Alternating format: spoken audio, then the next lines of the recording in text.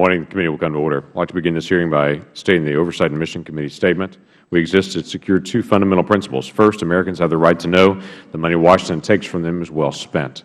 And second, Americans deserve an efficient, effective government that works for them. Our duty on the Oversight and Government Reform Committee is to protect these rights. Our solemn responsibility is to hold government accountable to taxpayers because taxpayers have the right to know what they get from their government. We will work tirelessly in partnership with citizen watchdogs to deliver the facts to the American people and bring genuine reform to the Federal bureaucracy. This is the mission of the Oversight and Government Reform Committee. We are starting a little bit different this morning. Our Democrat colleagues have a meeting with the President this morning from 10 to 11 here on the Hill, so they will be joining us in just a moment. They have gone through written testimony as well, but they will miss much of the oral testimony at the very beginning here. Ranking Member Mr. Speer will actually go last in this order while I will do my opening statement. We will receive the opening statement from our four witnesses. Then Mrs. Speer will come and give her opening statement as well. So the order will be slightly different than what is typical on it, but we are grateful for everyone to be here. Today's hearing continues the subcommittee's oversight of the Administration's implementation of Obamacare. While the substance discussed during today's hearing may be complicated, the principles involved are not. Congress makes laws. The President and the Executive Branch are responsible for carrying those laws out as they were written. At issue today is an example of the Administration rewriting the law to meet political objectives.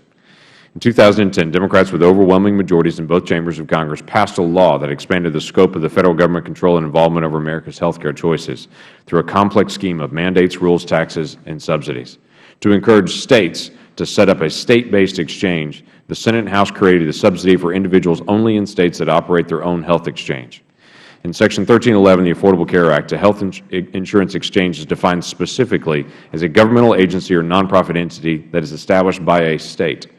In Section 1401 of the law, the subsidy is provided monthly when the taxpayer is covered by a qualified health plan that was enrolled through an exchange established by the State under Section 1311. As the Congressional Research Service legal analyst has made clear, the language is straightforward. According to the CRS, a strictly textual analysis of the plain meaning of the provision would likely lead to the conclusion that the IRS's authority to issue the premium tax credits is limited only to situations in which the taxpayer is enrolled in a State-established exchange.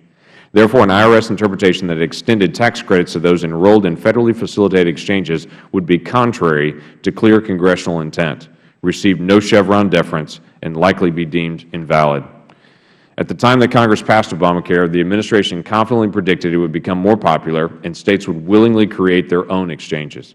However, 34 States have refused to participate and left building the exchanges to the Federal Government. Therefore, the impact of the IRS and the Treasury rule that extends tax credits to individuals in Federal exchanges is substantial. First, CBO has established that roughly 75% of the cost of subsidies will be new Federal spending.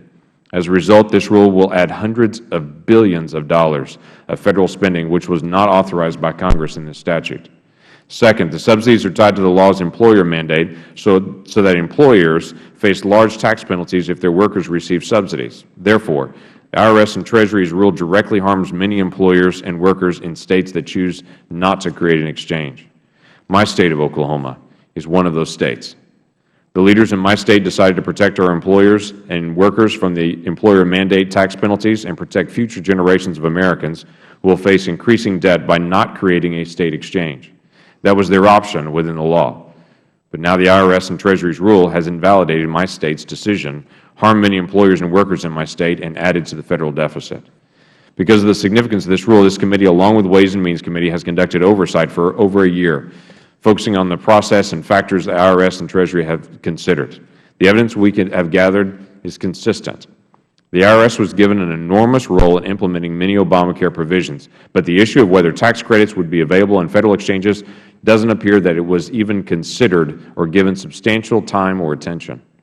Prior to the proposed rule, the IRS only had a single weak reason for supporting their interpretation, that the designation that the Secretary create a Federal exchange in States that choose not to operate their own was enough to authorize subsidies in those States as well. After several media commentators pointed out the IRS rule was inconsistent with the statute, Treasury assigned one individual to gather additional information. Rather than doing an unbiased review of the statute and legislative history, it appears this individual only sought out information to support the predetermined conclusion that the tax credits would also be available for Federal exchanges. At 3 briefings with committee staff, IRS and Treasury officials could not remember details and could not provide evidence for factors that they may have considered. There is virtually no evidence to support Treasury's assertion that they carefully considered the language of the statute in the legislative history. For example, in a letter to Chairman Issa on October 12, 2012, Assistant Secretary for Tax Policy Mark Mazur stated that there is no discernible pattern to how Congress used the term exchange in Obamacare. But during the course of those briefings, IRS and Treasury employees admitted that they didn't organize or categorize the usages of exchanges in any way to look for a pattern. Today, I hope to gain a bit more clarification from Emily McMahon, the Deputy Assistant Secretary for Tax Policy, about IRS and Treasury's careful consideration of this statute and can bring some light to this conversation. I also look forward to hearing from several witnesses on the first panel, including my own good friend Scott Pruitt, the Attorney General of our State, for all of your perspective on this IRS rule. I look forward to our conversation today. As I mentioned before, the Ranking Member comments will come at the conclusion of our opening statements. All members will also have an additional 7 days to put their records on their opening statements on the record. We will now recognize our first panel. The Honorable Scott Pruitt is the Attorney General for the State of Oklahoma. Scott, glad you are here. Thanks for being here. Chairman Lane. Sorry. Yeah, that's fine. Dr. Charles Willey is the Chief Executive Officer for Innovare Health Advocates, Incorporated. Mr. Simon Lazarus is the Senior Counsel of the Constitutional Accountability Center. Thanks for being here. Mr. Jonathan Adler is a Professor of Law at Case Western Reserve University and author of Taxation Without Representation, the Illegal IRS Rule to Expand Tax Credits Under the Affordable Care Act, published in Health Matrix, Journal of Law Medicine. Gentlemen, thank you all for being here. Pursuant to committee rules, all witnesses will be sworn in before they testify. If you would please rise and raise your right hand. Thank you. You solemnly swear or affirm the testimony you are about to give will be the truth, the whole truth, and nothing but the truth, so help you God. Thank you. You may be seated. Please let the record reflect that all the witnesses answered in the affirmative. In order to allow time for discussion, I will ask you to limit your testimony to 5 minutes. Your entire written statement will be made part of the record. I will give a little mercy if you go a little bit beyond 5, but you get bonus points if you go less than 5. How about that? Attorney General Pruitt, you are first up to bat, sir. Be glad to receive your testimony. Chairman Langford, Ranking Member Speer, and members of the subcommittee, good morning, and thank you for inviting me to appear before you today to present concerns on the implementation of the Affordable Care Act and the legal and economic implications of actions taken by the U.S. Internal Revenue Service, the Treasury Department, and the U.S. Department of Health and Human Services. This is a critical issue for Oklahoma and for every one of the 34 states that chose not to establish a state health care exchange, a choice that was provided to us by Congress and affirmed by the United States Supreme Court. Because of the serious ramifications facing our states, I appreciate the attention that this subcommittee is giving to these concerns and to this matter. First, I would like to be clear about my intentions today regarding health care policy and the law. My comments will not focus on the need for health care reform or the wisdom of the policy choices embodied in the ACA.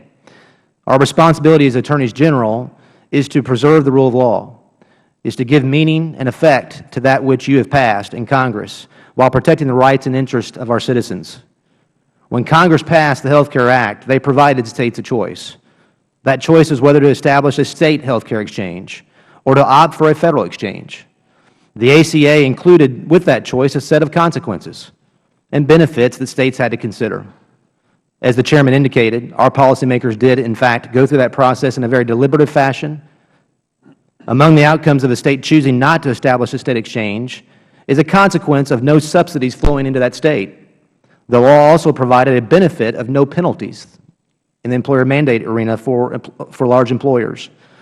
Our Governor, Mary Fallin, and other statewide stakeholders thoughtfully and thoroughly reviewed the options provided them under the Affordable Care Act and ultimately chose not to establish a state health care exchange. But after that decision was made, the IRS finalized a rule that would strip states of the main benefit of their choice, no large employer penalty. Congress provided this choice to states, and now the IRS is attempting to take that away by rule. The IRS is acting as a super legislative body in this capacity by enacting regulations that Congress did not authorize. Their actions conflict with the ACA, and when informed of this, the regulators ignored public warnings and concerns that pointed out the problem. In fact, many months before the rule went final in May of 2012, the record was made as early as November of 2011 with respect to these concerns. The IRS does not have the authority to expand access to subsidies beyond what is clearly written in the law. As the Chairman indicated, that's billions of dollars that will be flowing unauthorized by Congress. The regulation appears geared more toward enacting the agency's own policies than faithfully following implementation of the law passed by Congress. This is why in September of last year, I filed a lawsuit in the Eastern District of Oklahoma challenging the IRS rule and its lack of authority under the Affordable Care Act. Our unique position allowed us to lead the charge against rogue agencies misusing the law to advance their own agenda. As we have stated in our lawsuit, Oklahoma's position has been clear from the very beginning that the large employer penalty not only violates the law when implemented in states without a state health care exchange, but it cripples businesses with burdensome and onerous requirements and penalties. For a medium-sized company already struggling to meet the needs of its thousands of employees, the penalty equates to millions annually when one of its employees qualifies for a subsidy under Subpart A. Until now, the Obama administration has argued in court that the mandate is uncomplicated and easy, but its recent sudden reversal and delay of the mandate clearly demonstrates and acknowledges that the large employer mandate is in fact a complex, job-killing, and harmful mandate in businesses, and again, Oklahoma is considered a large business under the statute. Exactly where these burdens fall is a serious matter, and if the ACA exempts employers in states foregoing the establishment of their own exchange, that exemption should be recognized and enforced, and we appreciate the committee's focus on that. These issues are of great importance to the great state of Oklahoma because we value our state's economic stability and growth and the rule of law. Our fight continues on behalf of Oklahoma citizens to confront the administration when it seeks to overreach its authority and circumvent the law. We hope to obtain relief in this matter through the courts, but we also welcome congressional oversight being brought to bear on these agencies. I look forward to answering any questions you may have, and I thank you for the time this morning, Mr. Chairman. Thank you. Dr. Willey. Mr. Chairman and members of the committee, good morning, and thank you for your service to the great American taxpayer, the forgotten man. I am Charles Willey, an internal medicine physician in my 29th year in St. Louis. My care of patients has me aggressively leading them to long-term health. My health care team is responsible and accountable for both the clinical and the economic outcome of our care of our patients. Since 1992, we've been prepaid for population health management one person at a time. In effect, we are paid to keep our Medicare beneficiaries happy, healthy, active, and energetic for life.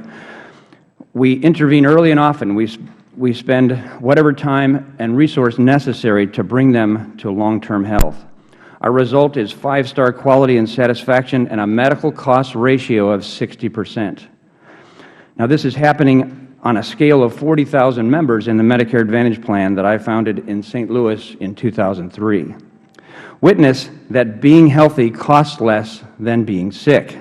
Ladies and gentlemen, please understand the implication. If all Medicare beneficiaries were cared for in this method, you could freeze the revenue to the Medicare program, cut nothing, and solve the greatest financial crisis of our time, the $70 trillion obligation to the current payers of the Medicare tax.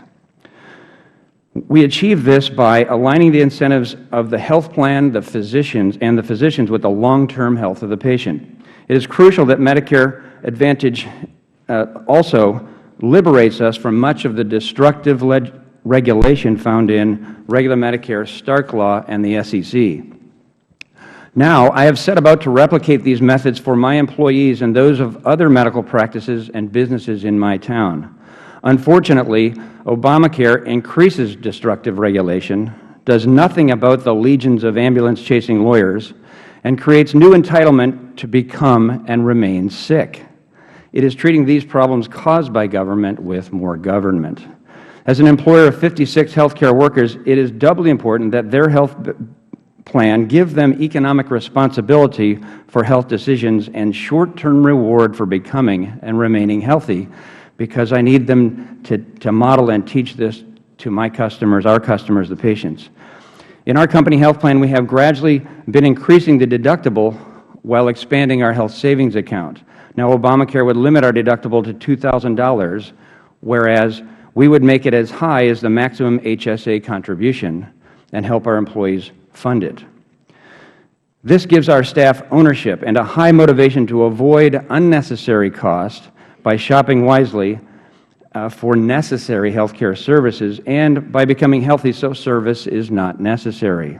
Our benefit design would also have a higher premium and copayments for smoking, being obese, for not complying with diabetes recommendations and control.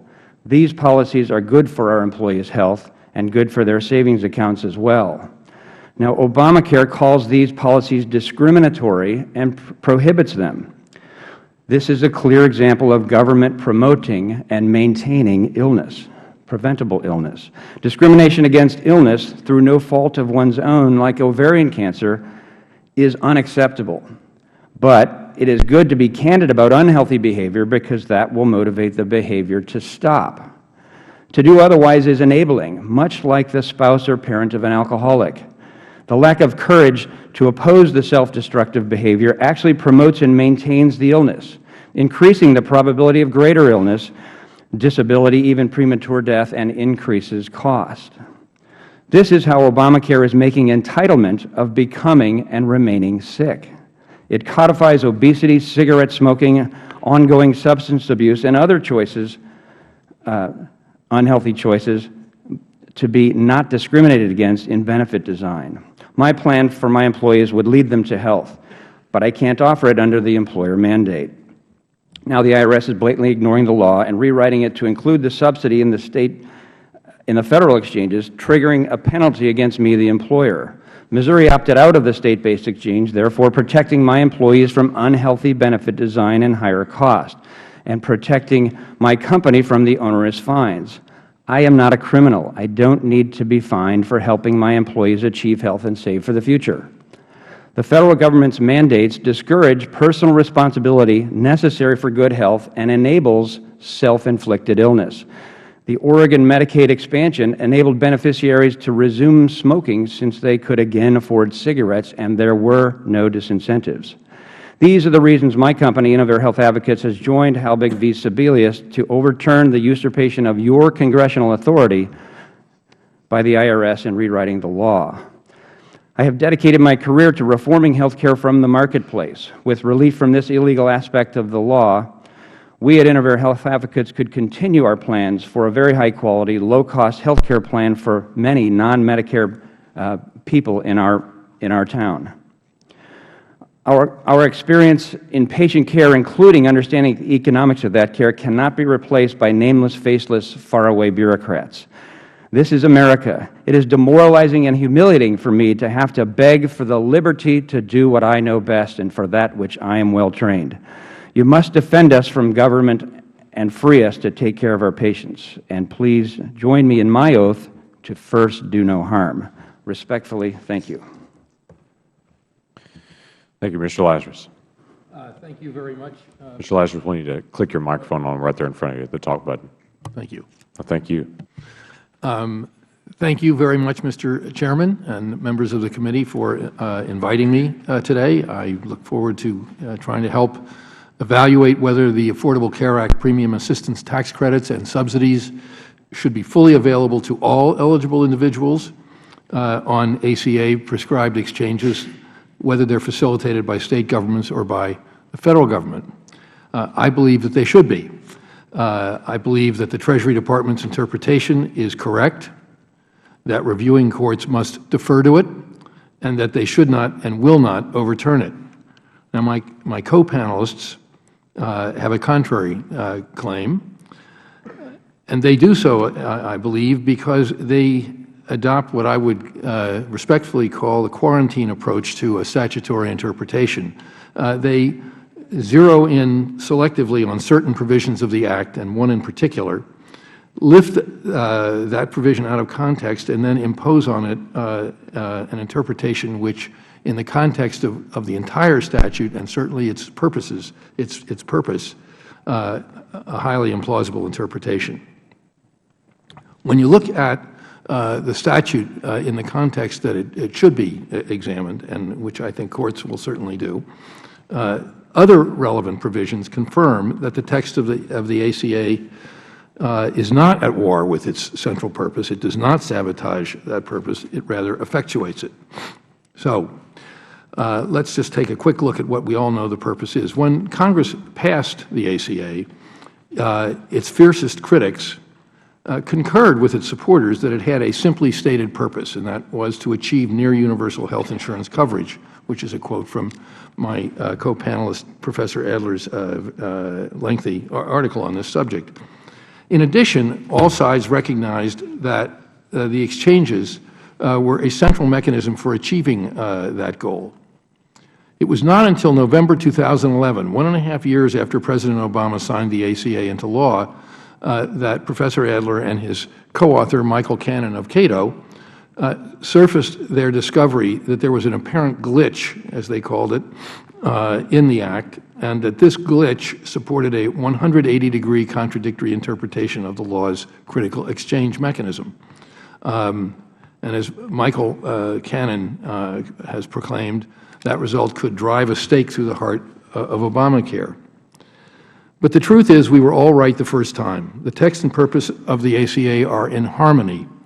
The Congress that adopted this law did not intend, and the statute its authors drafted does not put this supposed stake in the hands of health reform opponents in state capitals who are very sincere. I don't doubt that for a minute, but opponents such as Attorney General Pruitt, and in effect stiffing the core constituency that the law was enacted to benefit. Now, statutory interpretation is not for the faint of heart, and I'm going to try to spare us all. Try just to summarize very briefly, if I can, what the gist of my argument is, and leave details to my written statement for those who have the heart to try to plow through that.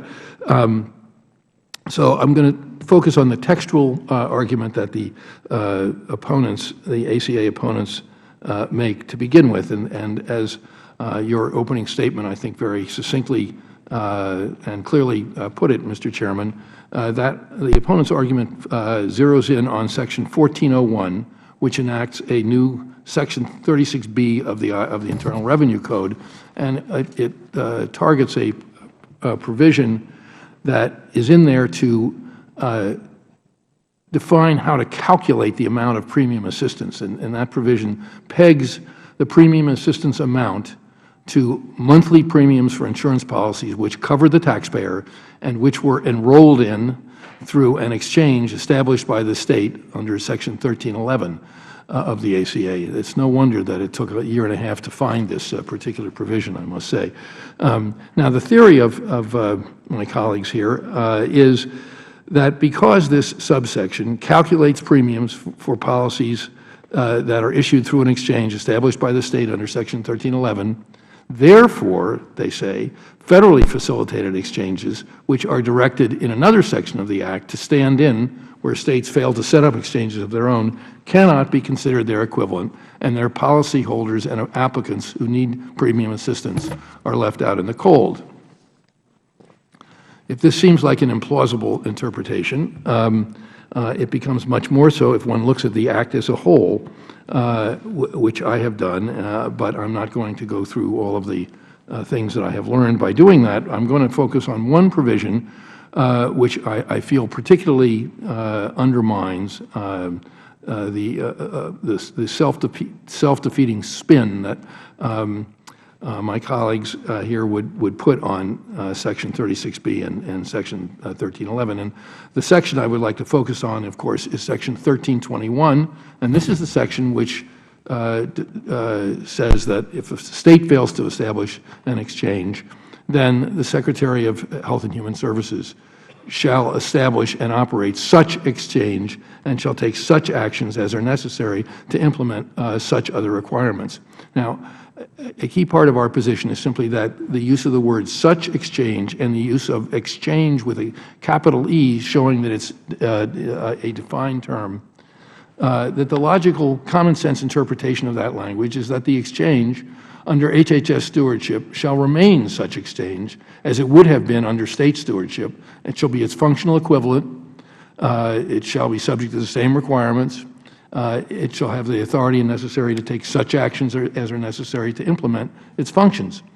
As the steward of such exchange, our position is, the Secretary stands in the shoes of or acts on behalf of a defaulting State government. This type of surrogacy or stewardship is very commonplace in the law.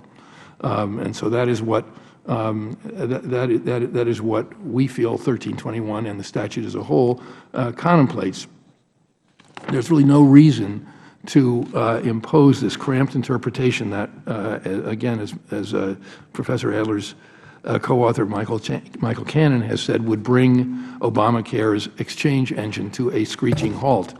I want to just turn. Mr. Lazarus, I hate to interrupt you, but how much time do you have left in your opening statement? Because we want to receive all of your statement. Oh, okay. Glad to receive all of it. Is that what I've overshot? 2 minutes over. I apologize. That's all right. You have a final statement there, because we want to be able to receive questions from you as well. Well, I certainly do. I just wanted to say that opponents recognize that they need more than this text-only argument. They've gone to a purpose argument, and they claim that Congress deliberately designed the exchange provisions so that they would essentially fail in Federal exchange states.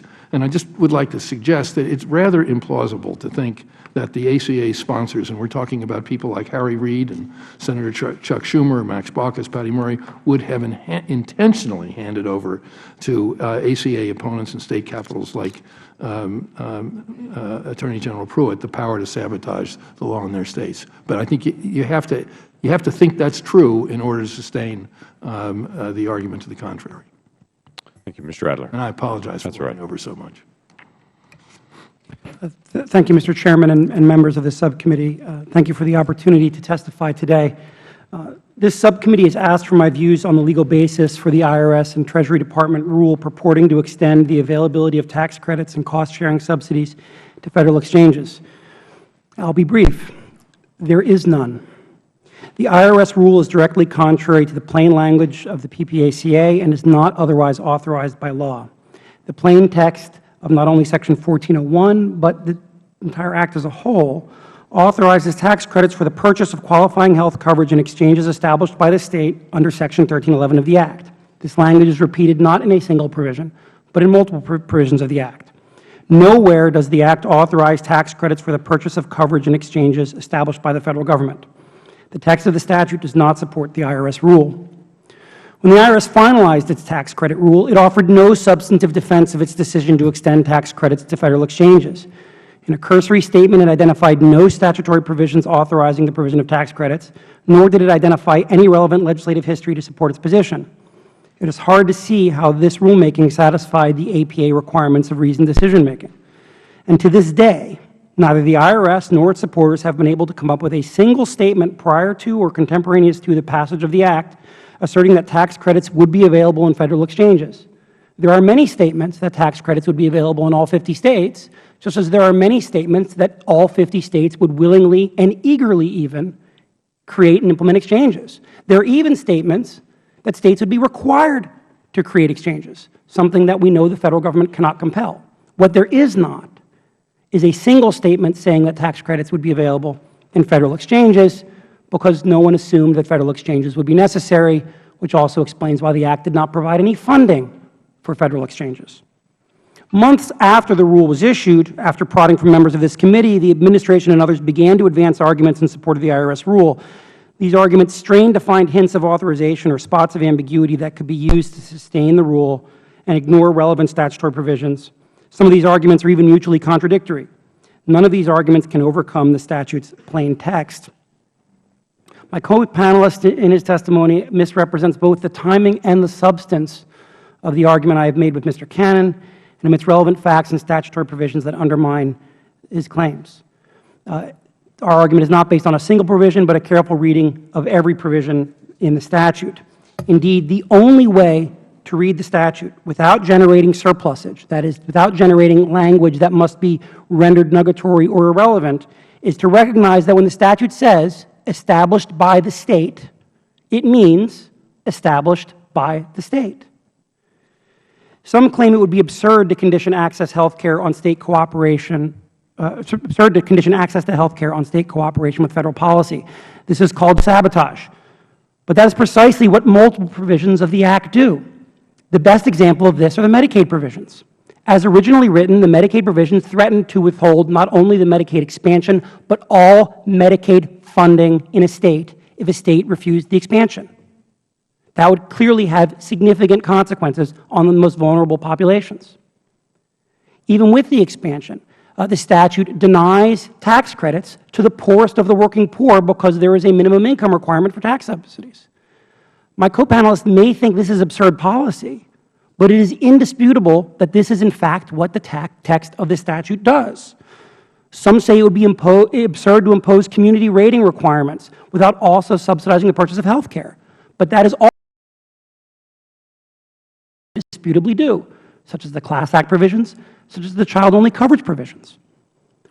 Some may think that the way the Act was designed was absurd or bad policy, but that does not make it any less the law. The relevant statutory language was not an accident or an error. It was a deliberate choice of those in the Senate who wanted state-based exchanges to play a key role in health care reform. Others preferred a federal model, as I know many here in the House did. And had a House-Senate conference bill ever been enacted, a model based on federal exchanges with unconditional tax credits might have been the law of the land. But that never came to pass. After the loss of a filibuster-proof majority in the Senate, PPACA supporters opted to rely on the Senate bill and its provisions clearly and expressly conditioning tax credits on state cooperation. If there was an error, it was in believing that a majority of states would cooperate and create their own exchanges at their own expense. Such a miscalculation cannot justify rewriting the statute by administrative fiat after the fact, yet that is what the IRS has done. This rule, if allowed to stand, will have substantial fiscal and economic consequences. Whether or not extending tax credits and cost-sharing subsidies is sound policy is not an issue here. Whether the IRS can unilaterally rewrite a law it is entrusted to implement and enforce is. If a majority in Congress believes such tax credits are worthwhile in federal exchanges, then Congress may so provide in a statute. Unless and until it has done so, neither the IRS nor any other federal agency has the legal authority to do so. Thank you for your time, and I am willing to answer any questions you might have. Thank you. Thank you. And as I mentioned before, when Mrs. Spear arrives, she will obviously have first priority on an opening statement as well. Let me press on with some time for questioning on this. Attorney General Pruitt, you had mentioned the effect on the State of Oklahoma as well as on businesses in Oklahoma and individuals on that. Can you highlight that a little bit more? What is the effect of this? If this rule, as is being proposed, and the final rule that's out there, if it is implemented, what is the effect on the State of Oklahoma? Well, in particular with Oklahoma, and it's been referenced on the panel today, Mr. Chairman, the law provided a sovereign choice to the State of Oklahoma with respect to the establishment of state health care exchanges. The law did not initially provide that choice under Medicaid, and the U.S. Supreme Court, by a 7-2 vote, said that the Congress and the ACA could not, through the spending power of Congress, coerce or intimidate or threaten the states to expand Medicaid at the risk of losing the entirety of Medicaid. And so there are now two sovereign decisions that the states can make. One is whether to expand Medicaid, and two, whether to adopt a state health care exchange. And so, Mr. Chairman, in our arguments before the court in Oklahoma, we are arguing that decision that Oklahoma has made, the governor and the legislature of the State of Oklahoma has balanced the competing interest, the penalties that would issue in the State of Oklahoma, the cost to the State of Oklahoma, the regulatory burden that exists. They've balanced those factors and made a sovereign, informed decision not to adopt a state health care exchange. The IRS action, Mr. Chairman, effectively takes that decision away. As you know, the IRS, by rule of May of last year, simply says whether it's a state or a federal exchange, we're going to issue the subsidies and assess the employer mandate penalty. We think that's clearly against the clear reading of the statute and takes away the decision that Oklahoma has made. But as far as the businesses in our state, Oklahoma is also a large employer. Therefore, we are subject to tax provisions. We are in the process of evaluating and have already evaluated the cost of compliance and implementation, and have made a decision as a state that we seek not to establish an exchange and avoid those costs and burdens. And we've made that argument as well before the court in Oklahoma. Okay. Mr. Adler, you made comments before about the commandeering principle between the states and the federal government. Can you elaborate on that? Certainly. You may have your microphone on as well, sir. Certainly. Under several Supreme Court precedents, Supreme Court has held that the federal government may not coerce a state to implement a federal program. And cases such as New York versus United States and Prince versus United States established this principle, and it was reaffirmed in NFIB versus Subsidies. What this means is that if the federal government wants the state to participate in or cooperate with a federal program, it must offer some inducement. And what the federal government regularly does is offer spending or threaten certain consequences for states that don't cooperate. And one approach that we've seen used in multiple laws is for the federal government to threaten adverse economic treatment of private actors in a state if the state doesn't cooperate. We see this in environmental laws like the low-level waste Low-Level Radioactive Waste Act amendments that were issued in New York versus the United States, and it's what the text of the law does here by withholding certain benefits to individuals in exchanges and to insurance companies in states that don't cooperate. So you're saying this was not a compulsory thing to be able to put down on the states. This was a benefit that was put out in front of them and also a consequence to say there's a consequence if you don't, there's a benefit if you do. And the assumption the Federal Government was, based on prior laws, that if we lay this benefit and consequence in front of the states will then choose to do this on their own. Yes. I mean, that is something that is, again, commonly done throughout environmental law. It's done in other portions of this statute. It's how the Medicaid provisions, for example, operate. And certainly experts in health care reform, when the law was being written, actually proposed that this precise mechanism could be used as a way of inducing state cooperation, and that this would be an alternative to trying to find an additional pot of money to try and induce state cooperation. Okay. Mr. Lazarus, as I go through your testimony, and thank you for being here as well in your preparation, it seems to be in your opening statement, you try to look at the law as a whole and say Congress purposed to, or you use the term it was the purpose of, or it was the intent of, versus the actual plain text reading of the statute, as Mr. Adler has said as well. Can you identify, you mentioned this statement in there, the such exchange portion of it, but Section 1401 puts out the specific payment and specifically enumerates it has to be a state from 1311, not the 13. It doesn't say from a state from 1311 or a federal from 1321. Is there a section of the text that you look at that makes it plain that this should apply to federal, or are you taking it based on what you assume is the intent or the purpose of the law as a whole? Can you get your microphone on as well, please, sir? I'm sorry. That's all right. Thank you. The text of the whole statute, and I focus in particular on 1321 and the such exchange language, shows and should be interpreted to mean, that's a textual argument. It's not just some theoretical purpose point.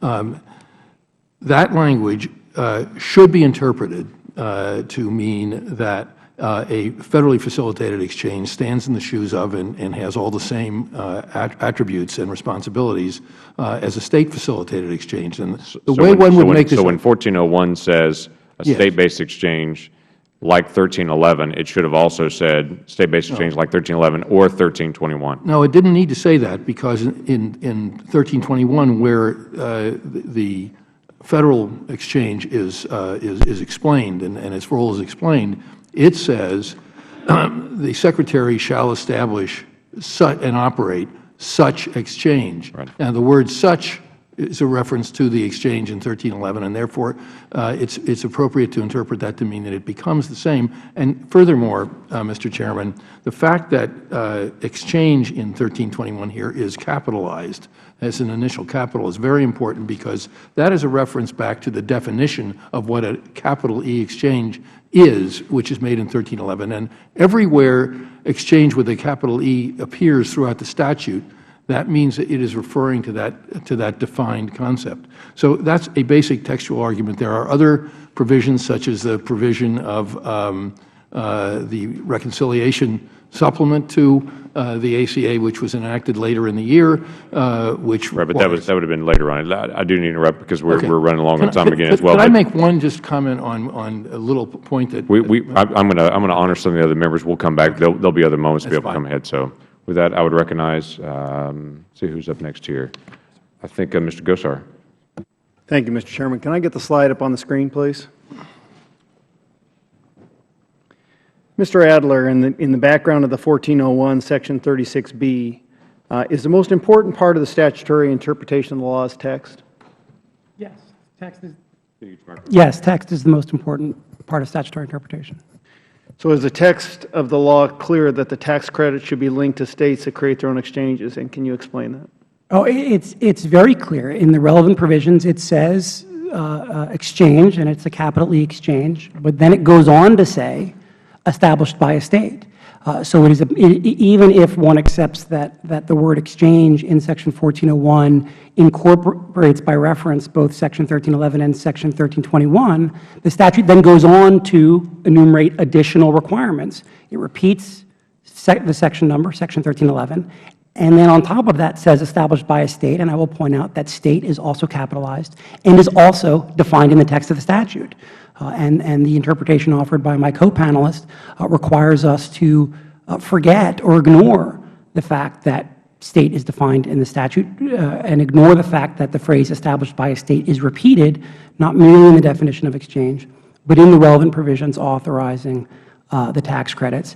And I would go on to say that in the reconciliation bill that amended the Act, Congress recognized that it had to enumerate both Section 1311 and Section 1321 if that's what it meant.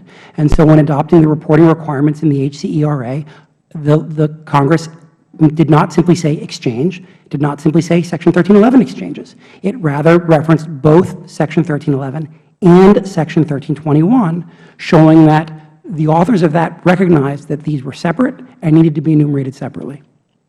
So when the administration and Mr. Lazarus, who's doing their bidding here in regards to this, talk about such exchanges is equivalent to State exchanges, your answer is? It is not. And even if I accepted that such exchange meant that 1321 exchanges and 1311 exchanges were equivalent, even if we accept that premise, and again I don't, but even if we do, the fact that Section 1401 repeats the established by a State requirement means that even if we accept Mr. Lazarus's argument, we have this additional language we have to account for.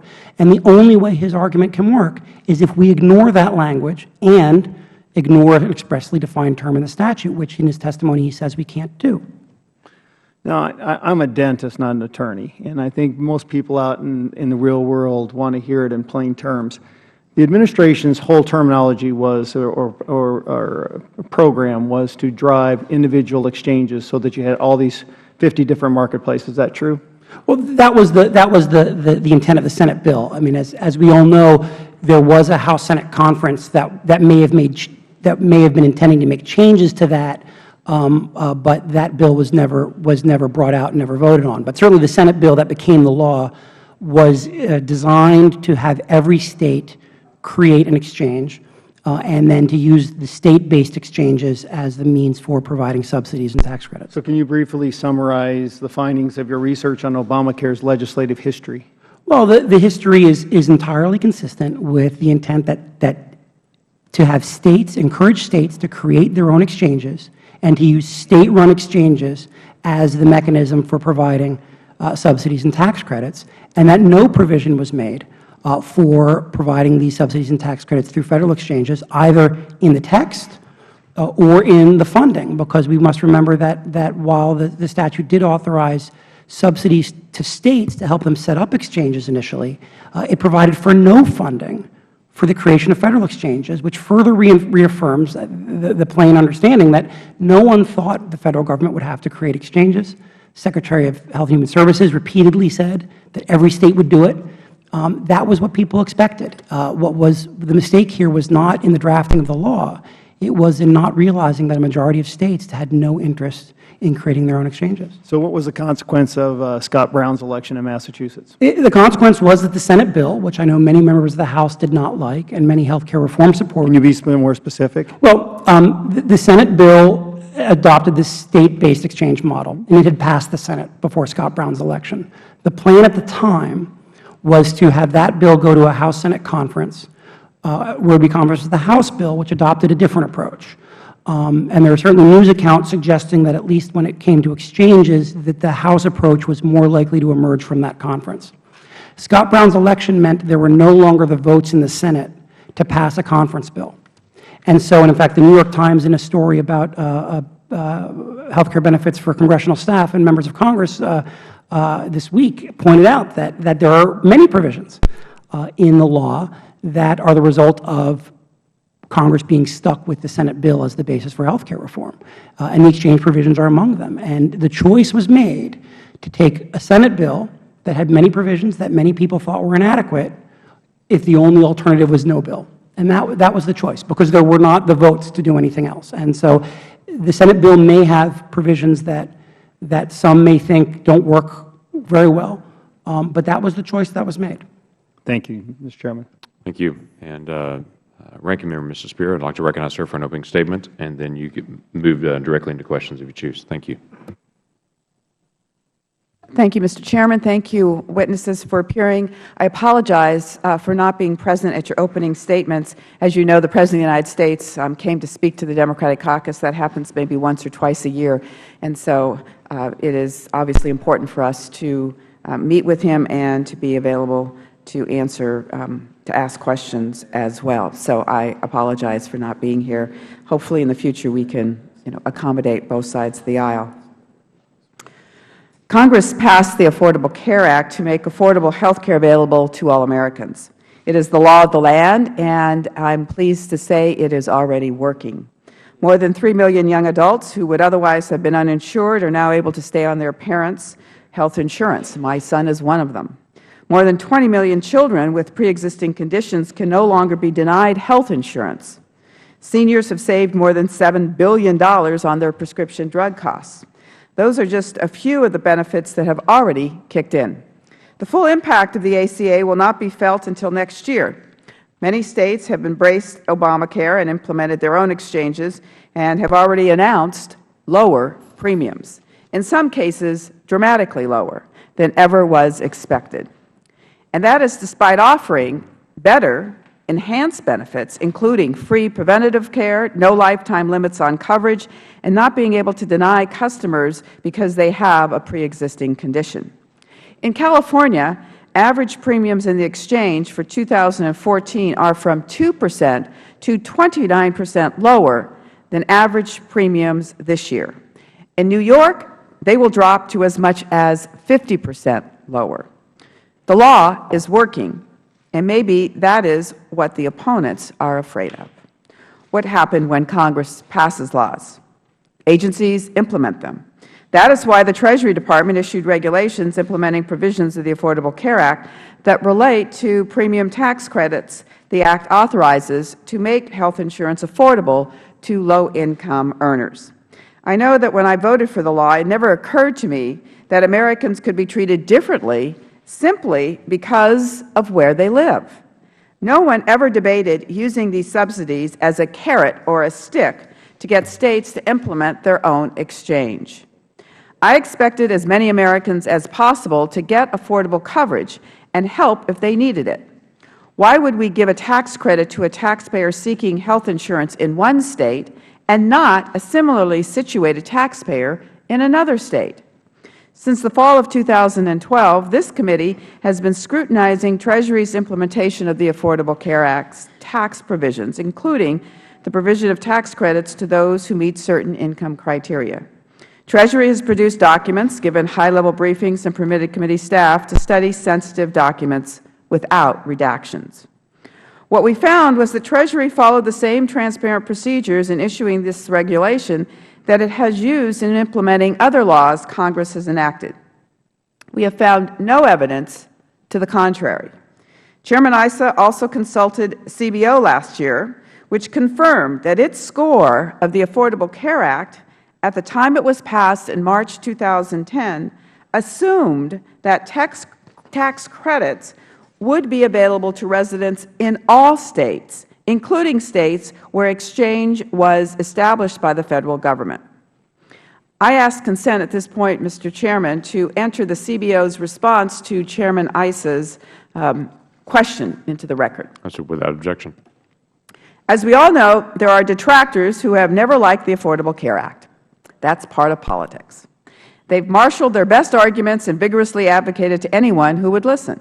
First, they tried to stop the Affordable Care Act in Congress. That failed. Then they took to the courts and pursued their case all the way to the United States Supreme Court. They lost there, too. The continual effort to roll back time has become frustrating even to members of the majority's own party. Senators Coburn and McCain now categorize the House's efforts to defund ACA as dishonest and hype.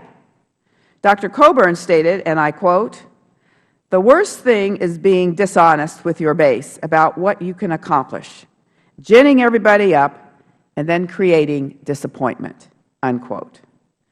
Further quote, "It's a terribly dangerous and not successful strategy," unquote. Those attempting to sabotage Obamacare aren't giving up, but all they are left with now are their second-best legal arguments. Today's hearing was called by the majority to put the best light on one of these arguments. Indeed, 2 witnesses called by the majority on today's first panel are litigants in pending lawsuits on this very topic. While I appreciate that these witnesses have traveled today to give us their interpretation of the legality of certain aspects of the health care law, I want to make this abundantly clear. This hearing is not the proper forum to litigate the merits of these cases. This subcommittee hearing room is not a courtroom. I hope that no members intend to use this hearing or any of the documents obtained in the committee's investigation to try and influence the litigation. That would be really above and beyond the scope of our authority as members of Congress. Mr. Chairman, as you know, I am a strong believer in the importance of congressional oversight, but I do not believe that we should insert this subcommittee into active litigation under the guise of oversight. I hope that you will exercise your discretion as Chair of the committee and direct the members today to avoid asking questions which could jeopardize in any way a fair trial for all litigants. Otherwise, I believe you may intentionally or not permit the legal process to be tainted by political interference. It simply does not serve any legitimate goal of this committee or of Congress. That said, these arguments present real-world implications for millions of hardworking Americans who will be seeking access to affordable health insurance over the next several months and into the future. If Mr. Pruitt's lawsuit were to prevail, all he would achieve is making health care unaffordable to over 300,000 Oklahomans, who would no longer be able to receive premium tax credits to help them buy health insurance in Oklahoma. Contrary to any ideological victory some may think could be won by his lawsuit, the reality of a legal victory is a terrible loss for the lower-income people of Oklahoma who pay the Attorney General's salary and whose taxes are even underwriting the very lawsuit that would deny them benefits. We are all public servants, and we should be better than that. We should be looking to implement the law so that the reality matches the purposes, and that it be done in an effective and efficient manner as possible. Unfortunately, this Congress will be voting this week for the 40th time to repeal or defund the Affordable Care Act, in whole or in part. So while I may disagree with the Attorney General's pursuit of this litigation that is so contrary to the general welfare of the people of his State, I have to concede that the current House of Representatives, in its desperate attempt to gut this law, is not setting much of an example. I thank the witnesses today for their appearance, and that concludes my comments, Mr. Chairman. And with that, if it would be appropriate now for me to ask my opening set of questions, or? Absolutely, without objection. All right, thank you. So, Mr. Adler, I understand that your reading of the Affordable Care Act is that it does not permit the IRS to provide premium tax credits to individuals who participate in health insurance exchanges administered by the Federal Government. In fact, you believe the IRS has no authority to make such a rule. Is that correct? Correct. The Congressional Research Service has also examined this issue, and it did not come up to the same conclusion. According to its report, which I would like to enter into the record on page 8, without objection, the report states that the IRS rule, quote, appears to be an exercise of the authority delegated to the agency to implement Section 36B, which includes the authority to provide refundable tax credits for taxpayers enrolled in the health insurance exchange.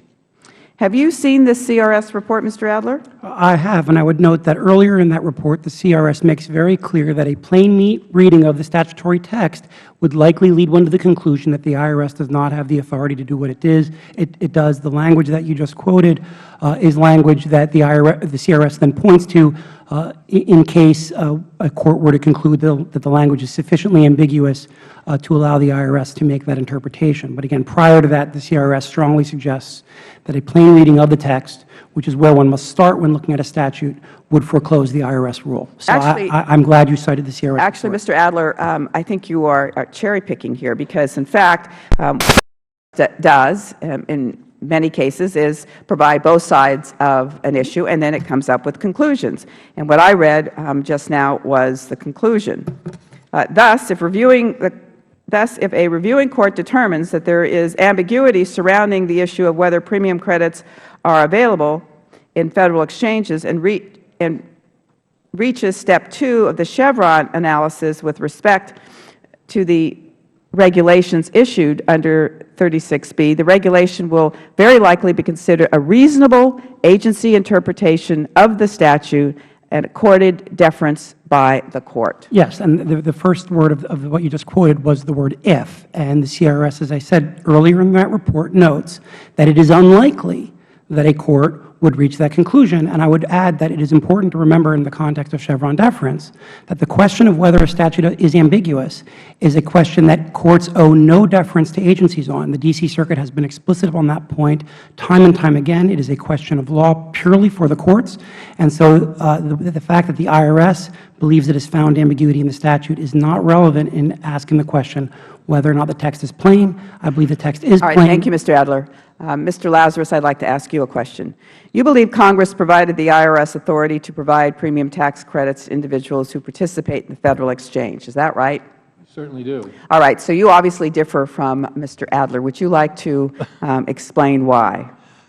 Well, in my statement, and again, I regret that I wasn't here to hear your statement. I don't know what you missed, but basically, I would make 2 points. First of all, the text of the statute, of the whole statute, not just the particular phrase that Professor Adler and his colleagues zero in on, the text of the whole statute supports strongly the sensible interpretation that tax credits and subsidies are to be available to all Americans, whatever state they live in, and whether they're in a Federal exchange state or a state with a state-facilitated exchange. Secondly,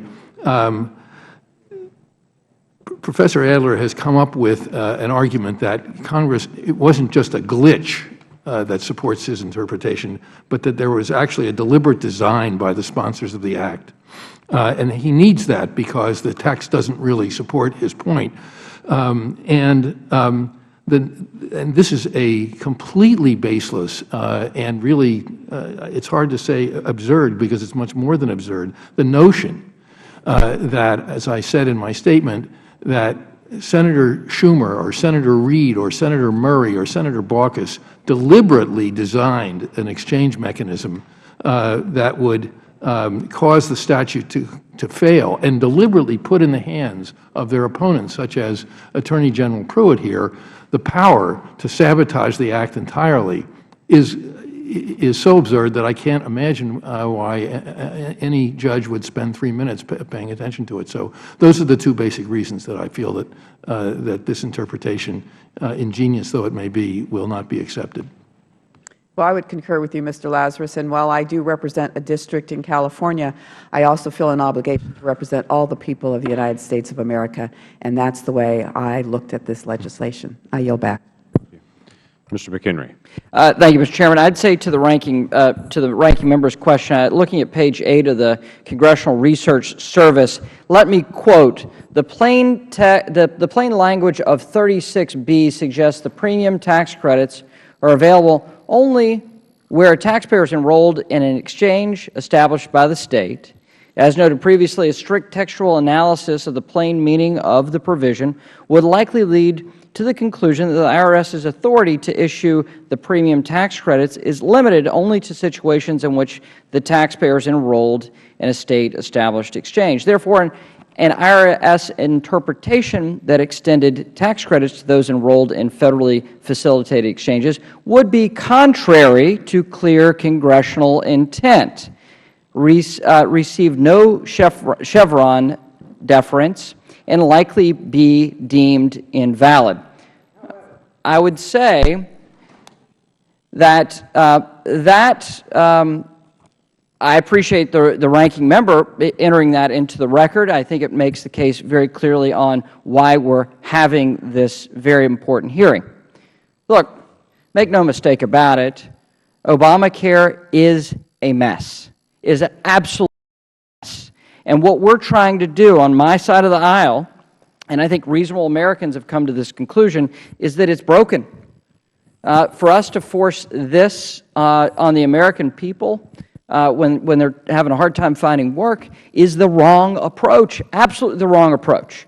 And so whether it's the Attorney General of Oklahoma or other elected officials around the country, when they see this being committed on their people and when they look at the clear letter of the law, and you see their Federal Government going in a very different direction, they have an obligation to step forward. So I commend the Attorney General of Oklahoma for stepping forward today and for the work that he's done. Look, the administration has argued that the information reporting requirements added to 36B that I reference here means that these subsidies are available both to Federal and State exchanges, and that's not what the letter of the law says. So, Mr. Adler, does the administration have the authority to simply decline to implement a provision of the law required? No. I mean, the executive branch is required to faithfully administer the laws that are passed by Congress, provided those laws are constitutional. And that is true of this administration and prior administrations. If Congress passes a law that, in hindsight, seems to be unwise or perhaps even absurd, it is not the prerogative of individual agencies to try and rewrite the law through regulation. So the Congressional Research Service put together a 10-page memo on this legal question. The IRS put out, IRS or Treasury put out a one-paragraph explanation of their legality. Is the evidence provided by the administration, the IRS, and the Treasury, is that sufficient? No, it shouldn't. I mean, in addition to the limitations imposed by the clear text of the statute, the IRS, like all Federal agencies, is also under an obligation to engage in reasoned decision-making under the Administrative Procedure Act. That means when the IRS is involved in issuing a regulation, it has to make clear the reasoning that it goes through or that it went through in coming up with that regulation. And courts have applied that test to statutory interpretation engaged in by agencies. And the scant and that's your reference to right. Chevron. Right. And so the scant paragraph that the IRS provided in finalizing the rule, even if it were a permissible interpretation of the Act, and I don't believe it was, I believe would still fail the reasoned decision-making requirement that all agencies are under. And this requirement is a part of the Administrative Procedure Act because it's important that when agencies issue regulations or interpret Federal statutes, that they make clear to the American people the reasons why they are interpreting a statute in a particular way. And novel. So, this administration, this is not something new for an administration, right? Well, I think it's fair to say that there are often times when administrations of both parties have failed to engage in reasoned decision-making or failed to fully explain the reasons for their decisions. And I think that more often than not, when an agency fails to provide an adequate explanation for its choice, it's because it realizes that there is no adequate explanation. And I think that's what explains the IRS. My time is limited, and Attorney General Pruitt, I'm not going to have time to ask you, but I'm deeply concerned about this case that you're pursuing, and very supportive of the case you're pursuing of folks that have strong moral convictions, that own businesses, being forced to buy health care policies counter to their moral principles and beliefs. And I encourage you to continue your good work on that. And there are a lot of folks that have been harmed by this, including in my district, and they're very, very closely watching your actions and the good work you're doing. So thank you, Mr. Chairman. I yield back. Thank you. Ms. Lujan-Grisham. Thank you, Mr. Chairman, and I want to thank the panel for being here today and your time. But I have to say I'm going to start my comments. I don't really have a question with I completely disagree, since we have matters of opinion here on the dais and we have matters of opinion there by the panel where we're picking a phrase out of a report in any context that we wish. I think the Affordable Care Act is and continues to work effectively, and the businesses in my district in New Mexico finally have the support to protect the women and other employees to make sure that insurance companies don't, A, discriminate against them, and B, provide the bulk of their profits back into the direct delivery of care, which they should have been doing all along. And so as you can see, I have my own opinions about the Affordable Care Act and the benefits, and I have my own opinion about the statutory language and its legislative history support for the IRS rule, which allows everyone, regardless if they are living in a state with a state-administered or federally administered exchange, to have access to the benefits of the Affordable Care Act.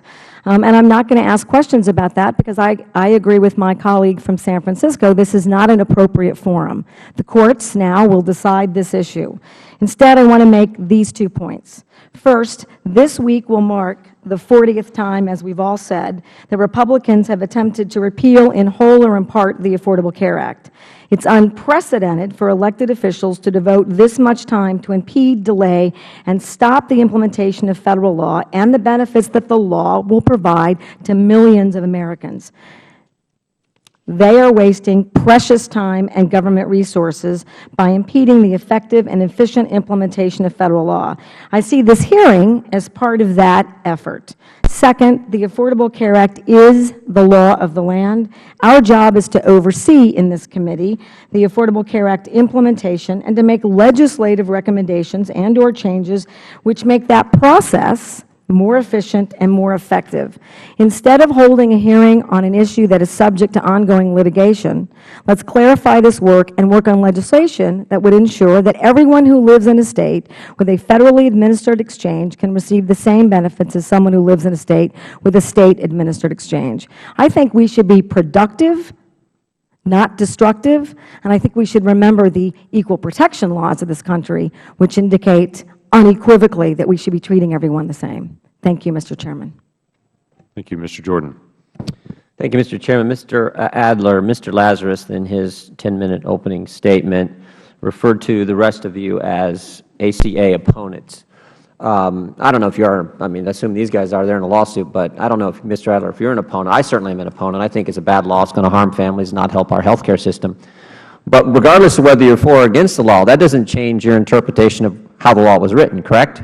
Correct. In fact, I first wrote about these provisions of the law many months before the op-ed that Mr. Lazarus referenced, and at that time, when pointing out these provisions, the IRS had yet to propose its rule, and I at the time was not aware of the potential consequences of restricting tax credits and subsidies in terms of the employer mandate. It was, to me, merely a question of statutory interpretation, and one that had been pointed out by others as well. And that's as basic as it gets. I mean, I remember first-year law students that you teach at that fine university in Ohio. Frankly, kids in grade school know that the legislative branch writes the law and the executive branch carries it out as written, correct? Correct. We all learned that in grade school, for goodness sake, and certainly any first-year law school student would understand that. So let me ask you this.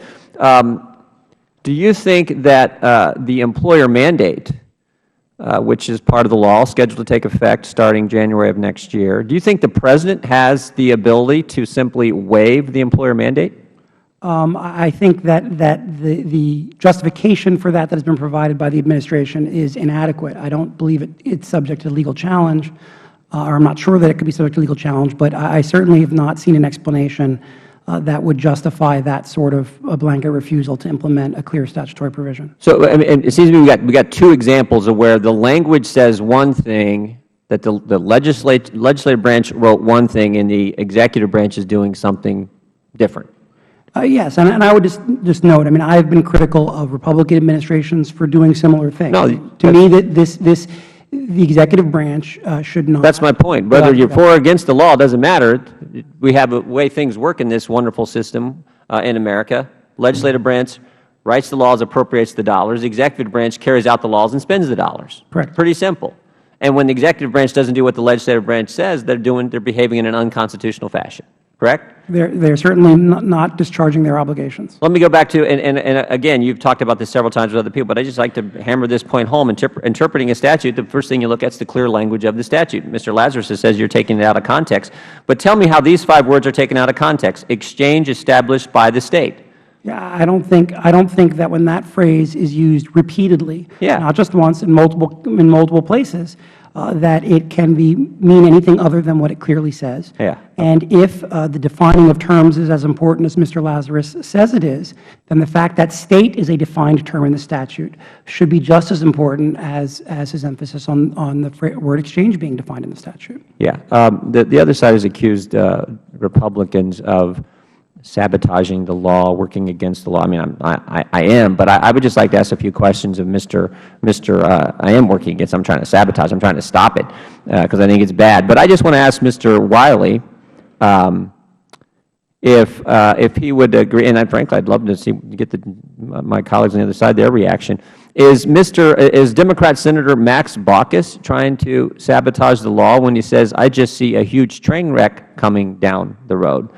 I would ask Mr. Wiley if he thinks that Union President Jimmy Hoffa is sabotaging the law when he says, quote, "This will destroy the very health and well-being of our members along with millions of other hardworking Americans." And frankly, I'd ask, is Howard Dean trying to sabotage the law when he says the Independent Payment Advisory Board is essentially a health care rationing body? So, I mean, the simple fact is this law is not working, even though the other side says it is. It's not working, and you don't have to take Republicans' word for it, and you can take Democrats' word for it. So, Mr. Wiley, I ask you, do you agree with those statements from Democrats? Completely, and as in my testimony, there's clear design in this law that will put the government federal government in the business of promoting illness and maintaining it as an entitlement. It's bad all the way around. It's distorting what's happening in health care already. It's causing the least efficient, most expensive, most dangerous sector of the health care industry to be the winner. That's hospitals, hospital cartels. Okay, I need to know, I've got 10 seconds. I just want to get Mr. Lazarus, and you can have time past my 5 minutes if the Chairman says so. But is Max Baucus, do you agree with Senator Baucus when he says this is a train wreck coming? Do you agree with Mr. Hoffa when he says it will destroy the well-being of our members along with millions of other hardworking Americans? And do you agree with Howard Dean that the Independent Payment Advisory Board is a problem? We need your microphone on again, Mr. Ledger. I'm sorry. Sorry. I consider myself a lawyer of sorts, and I'm not a health policy expert. Well, no, but remember your opening statement, and that long opening statement you made, you accused the other three guys of being opponents. I assume that means you're a proponent. So I'm asking you, do you agree with those statements that I read? Or do you think Senator Baucus has lost it and he doesn't know what he's talking about? You think Mr. Hoffa is wrong and you think Mr. Dean's wrong? I'm a very strong supporter of the Affordable Care Act. I don't really know what Senator Baucus was referring to. I just read it to you. He's talking to Kathleen Sebelius. I don't know what he had in mind. I am completely unfamiliar with the statements by Mr. Hoffa and Mr. Dean, so I really have no ability to comment on them. Okay. All right. Thank you, Mr. Chairman. To the Chairman of the full committee, Chairman Issa. Thank you, Mr. Chairman. Start off with, I guess I'll start off, Mr. Adler. Do you live in Cleveland Heights? I used to, not anymore. Okay, I grew up there. Oh, great. So my brother was a Case graduate, and my sister-in-law is with the university. So I guess I'm a strong proponent of Case Western Reserve. Glad to hear it. But having said that, I'd really like to ask you constitutional questions. And one of them is not constitutional, but more a balance of opinions. The Congressional Budget Office, when scoring the Affordable Care Act, scored it assuming that all states were going to buy into this and participate. With a little checking, we asked the CBO how many lawyers they had on it, and they said they had basically 1.5 lawyers' time, full-time equivalents, none of whom were constitutional lawyers, and those lawyers did not issue a decision or an opinion as to why they were scoring that everyone was going to participate.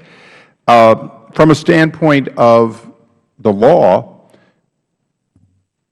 is there any evidence when people talk about scoring that CBO issued an opinion, and even if they did, if that opinion wasn't published to members of Congress, would it really bear any credibility as to, for example, Mr. Attorney General Pruitt's point of it's not in the foursquare of the law? Yeah, I am not aware of any legal precedent for relying upon a CBO score in interpreting a statute. I would note that the CBO often scores statutes in ways that it is directed to by Congress, even if that involves adopting implausible assumptions. I would also note that CBO, in scoring the statute, as I understand it, did not account for any Federal spending necessary to create Federal exchanges. So if the CBO had considered the possibility that the Federal Government would be creating exchanges, I would think it would have had to account for all of the spending the Federal Government would have had to engage in to do that. I think you've made my point very well. Now, in preparation for this hearing, we asked for documents, and we found out through public disclosure that we received 500 documents. Just before coming here, I had a count done. We received 386 documents, and you'll be pleased to know that 70 of those pages were your work already publicly posted. So you've been presented as responsive to our inquiry as to the Administration's decision. Clearly, they didn't read what they sent us. Let's get back to my Democratic friends on the other side are always saying the law is the law. Is there case law that you know of where a law very specifically does or doesn't do something, and the executive branch creates a rule that is outside of the any actual text that they can cite in the law? And I'm not trying to make the Attorney General's case, but we've looked through the entire 2,400 pages or more that we had to pass before we could find out what was in it. We now know that there's nothing in there that says it. Have you found anything? And I know your thesis on this goes to great lengths to say you didn't find it, but if you looked again, is there in fact anything in there that would allow somebody in good faith, maybe Mr. Lazarus, who's a strong supporter and would like to find a scintilla of justification? Did you find that? There's nothing in the statute, and we also looked, and to be honest, we expected to find in the legislative history statements that went against our thesis. We expected to find members of Congress saying, oh, there will be subsidies in Federal exchanges, and then in that case the argument would have been, do we go by congressional statements or do we go by the plain text of the statute? We couldn't find even that. And those that have criticized our paper have not been able to find a single contemporaneous statement where any member of Congress or supporter of the law said there will be credits in Federal exchanges. The closest they can find is statements saying there will be tax credits in all 50 states, but those same sources usually say that every state will willingly create an exchange, which would be the reason for tax credits in all 50 states. So it is striking how little there is in either the statute itself, which is, of course, what we should focus on, or in the surrounding legislative history to support the IRS. Well, let me just close with a quick series of questions. The Constitution exclusively gives the right of appropriation of funds to this branch. Is that correct? Correct. And if we choose not to appropriate funds, we make a statement notwithstanding previous law. Is that correct?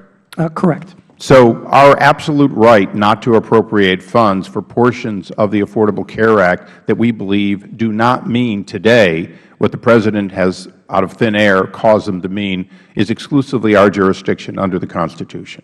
Yes, and I would just add that Congress has, for the past several decades, regularly opted to defund portions of authorized laws that Congress did not want to see implemented, and this has been done under both Republican and Democratic majorities. So I'll leave the doctor out of it. The other two lawyers were correct that it's exclusive jurisdiction of the Congress and that Congress has a right not to fund anything it doesn't want to fund, particularly if it's outside the four squares of existing legislation. Is that correct, Mr. Attorney General?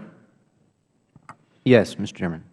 Mr. Lazarus, I know you love the Affordable Care Act, but isn't it our right not to fund that which we believe should not be funded, and isn't it the right of every successive Congress to start anew as to appropriation, since George Washington was leading a ragtag army and asking for money a very long time ago? Well, I think it's quite clear that Congress has the power the right and responsibility. I was asking, and I know I need to yield back, but the power is a different question. The right and responsibility under the Constitution, wouldn't you say that is clearly within the four squares of our Constitution? Well, I think particularly the word responsibility is putting a spin on it that I don't think is necessary and I wouldn't necessarily want to add to. But certainly you have the power. That's what Congress is for, and that's what politics is all about. So, well, Mr. Chairman, I don't want to engage in politics, but the term responsibility to me means a lot. I know to my Democratic friends and to you, Mr. Chairman, right and responsibility under the Constitution means a lot to us, and I yield back. Mr. Cartwright. Thank you, Mr. Chairman. Mr. Chairman, this hearing is nothing but another partisan attack on the Affordable Care Act, the gentleman's comments about not engaging in politics notwithstanding. Isn't it a coincidence that it corresponds with the 40th attempt to repeal the Affordable Care Act this month? And, you know, I understand my colleague from Ohio has once again referred to the Senator Max Baucus statement about a train wreck, and I think once again it's important to put that statement into context. At the time, Senator Baucus was objecting to the cutting by HHS to of the PR budget for implementation of the Affordable Care Act, and what he said was, quote, "A lot of people have no idea about all of this. People just don't know a lot about it," and the Kaiser poll pointed that out. I understand you've hired a contractor. He was addressing Kathleen Sebelius, Secretary Sebelius. I'm just worried that that's going to be money down the drain because contractors like to make money. I just tell you, I see a huge train wreck coming down, unquote, and what he was talking about is if people don't know about the Affordable Care Act and sign up, it is going to be a problem, and I don't think anybody disputes that. Opponents of Obamacare are trying to deny low-income people in certain states like my state, Pennsylvania, the tax credits they need and deserve under the law to make health care affordable. If they succeed in the courts, all they will have achieved is creating a two-tier society with profound effects in my home state and throughout the nation. What matters most is that it does nothing to address the real issues. The real issue is that 4 out of 5 in the U.S. will live in poverty or long-term unemployment at some point in their lives, and the majority has yet to pass a single jobs bill in the 113th Congress. The real issue is that in places like Scranton and Wilkes-Barre and Easton and Pottsville, my district, unemployment is 9.2%. The real issue is that over 70,000 people in my district don't have health insurance. About 6,500 of those people are children. In fact, 9.4% of families and 1 in 5 children in my district live below the poverty line. These are the exact people who need these tax credits. Instead, we're sitting here wasting time and taxpayer dollars trying to find any possible reading of the law, a technicality, to take away health care from the people who need it most. Now, many of my Republican colleagues believe that the ACA should be repealed or defunded and have voted nearly 40 times already to do so. The efforts to defund have become frustrating even to members of the Republican Party. Senators Coburn and McCain have expressed their distaste for the continual futile votes to eliminate funding for the ACA. And Mr. Lazarus, my question for you is, are you aware that despite the Supreme Court's ruling upholding the ACA, the House this week is going to vote for the 40th time to repeal the Act? Are you aware of that? Well, I'm now aware of it because you just told me. Thank you. The ACA was clearly designed to provide all Americans with a path to affordable health care regardless of where they live. The ACA represents immeasurable progress and has already bettered the lives of millions of Americans. Now, Mr. Lazarus, if the opponents of the ACA are successful, what will happen to the millions of Americans who are already benefiting from health reform? Well, in states like Attorney General Pruitt's, where the Federal Government is going to be operating the exchange, if the opponents, such as he, are successful, then the large majority of people who are supposed to be benefited by the law and supposed to be able to get access to affordable health insurance policies on the exchanges simply won't be able to do so. I mean, this is why you'd have to call this not only a poison pill theory of how to interpret the statute, but it's really a self-administered poison pill theory. Well, thank you, sir. And I say this, what a sad state we would be in if we regressed again to a time when children are denied coverage for pre-existing conditions, where hardworking people are forced to bankruptcy because of one health emergency, and where the emergency room, again in this country, serves as the primary care facility.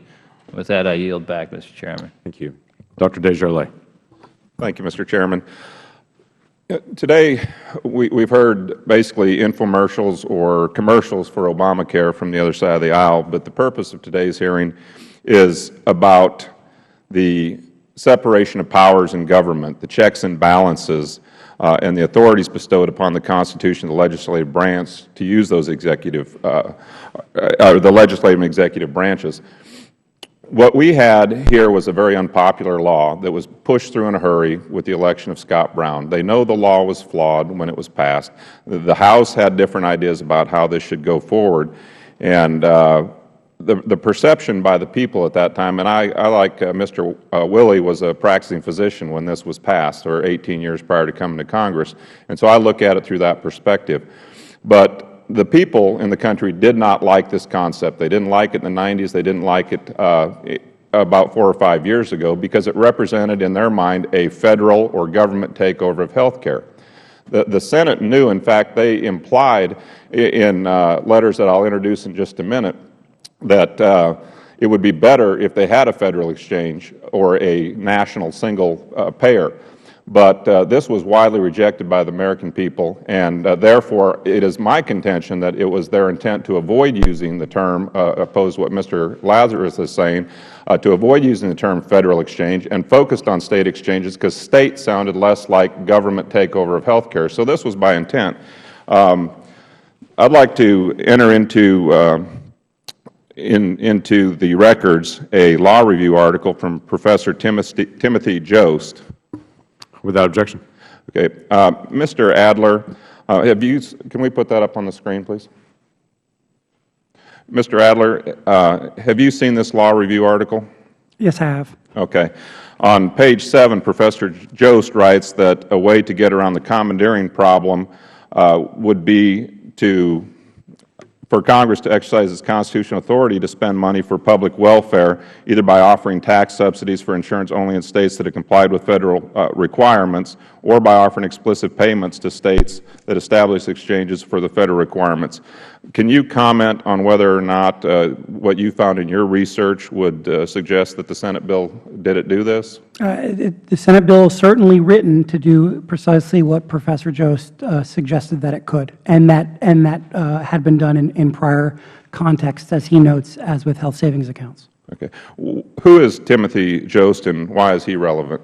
He is a law professor who is a very prominent expert on health law, and as far as I'm aware, was very involved in health care reform and in helping to develop ideas that were part of health care reform. Okay. Mr. Chairman, I'd also like to enter into or ask unanimous consent to enter in the record a story from the NPR that references Democratic House members from Texas who wrote President Obama urging that the House approach be preserved in the final bill.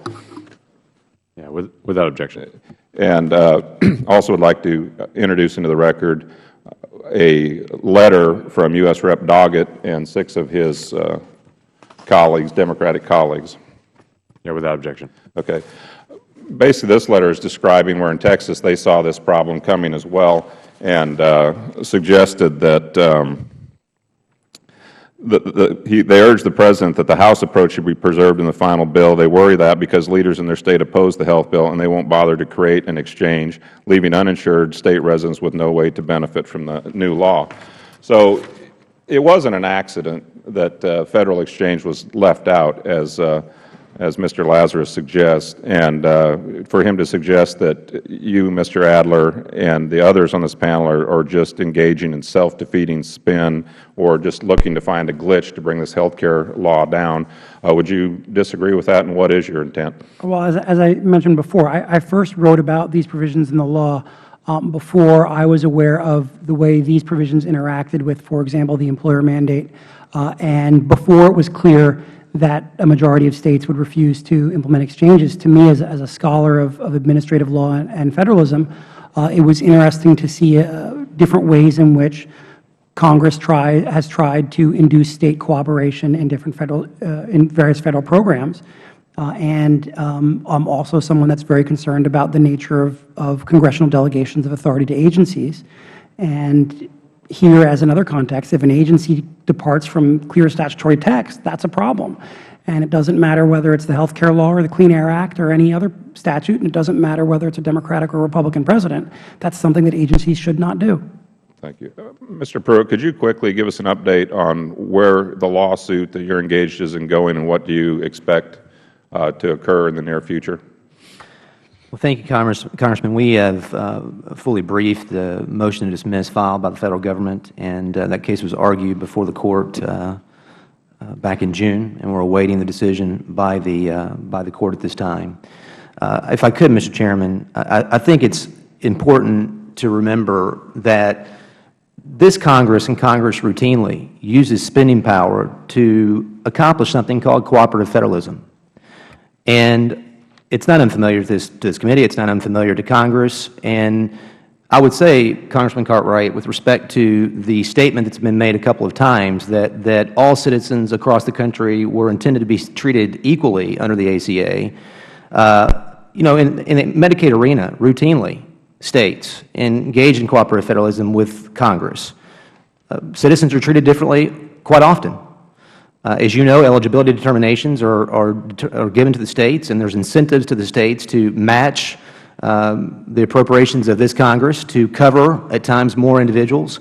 It might be surprising to the Congressman that in the State of Oklahoma, we've had a program called Insure Oklahoma that's been around since 2003, and it covers 30,000 individuals that could not otherwise afford health insurance. But CMS has notified the State of Oklahoma, despite that program being very successful at providing access to health care, because the State of Oklahoma has not expanded Medicaid under the ACA, CMS has killed that program and told the State of Oklahoma to cease operations under the 1115 Medicaid waiver that exists in the State of Oklahoma since 2005. So it is somewhat incongruent to say that a state, when it makes a decision that's been reserved to the state by Congress to decide whether a state health care exchange should issue in that state, we've made the decision, we are a proponent of the rule of law.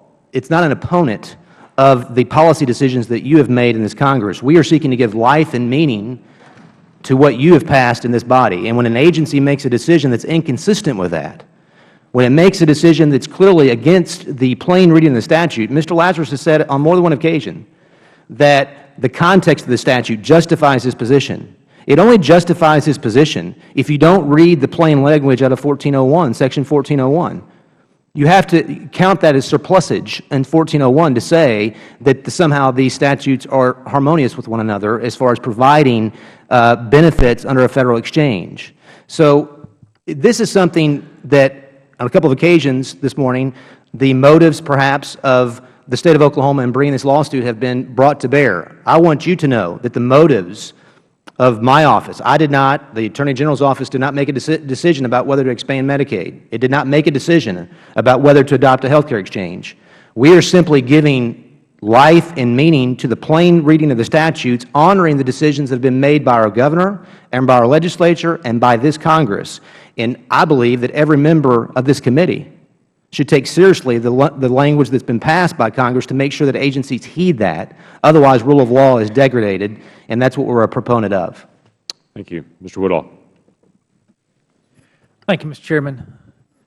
I'd say to the Attorney General, it's tough to take the statute seriously. You have Mr. Adler tell the tale again, as it has been sadly told so many times before, of how this law came into being. And it was not a serious work product on the day it passed this House and went to the President's desk. It could have been a serious work product. We could have sorted these things out. We could have solved a lot of these problems, but politics trumped good policy, and we didn't. Candidly, Attorney General, it embarrasses me that you have to sort this out in the courts, that we're not able to sort this out here on Capitol Hill. It ought to be an Article I and Article II decision, not an Article III decision, and we have failed the citizens of Oklahoma in that respect. I'd say to you, Dr. Wiley, I too got the same word from the White House that if I had only been smarter, I would not have chosen a health savings account. I would have chosen a plan that had more first-dollar coverage, that didn't expose me to so much risk and didn't require me to be as responsible for my decisions. But thankfully, the Federal Government has intervened, counseled me, and I'm going to do better starting January 1st. And I'm told I will be much happier as a result. I so appreciate what Mr. Lazarus said about not impugning anyone's motives here at the table, that you have no doubt folks believe what they say when they're trying to do the best of their citizenry. That's not what I heard from my friends on the other side of the aisle this morning, and that's very frustrating to me, because here you are, you're trained in ways that, with the exception of Dr. Desjardins behind me, the rest of us only wish we had those skills and insights to the human condition, and yet folks say perhaps you're out to get your employees, that your desire to help them to be well is inferior to the government's desire to treat them after they get sick. And it is incredibly frustrating to me that we second-guess, again, folks who have spent not just years but decades of their lives becoming experts in this field, and we supplant the judgment of our physicians with the judgment of our attorneys. Incredibly frustrating to me, speaking as an attorney. Let me ask you, Mr. Lazarus, because again, I appreciate the honesty with which you're approaching this. Obviously, we're on different views of different sides of this issue. Let me ask you, I could probably stipulate that the capital E in Section 1401 makes a difference. I might not believe it, but I would stipulate it for the purposes of this conversation. Why then do we need to include established by a state? Why don't we just say exchange and be done with it? It seems that including that language almost by definition tells me we're trying to distinguish this capital E exchange from all of the other exchange conversations we're talking about in the statute. Do you not find that troubling? I don't find it troubling. I understand why how you could see it that way.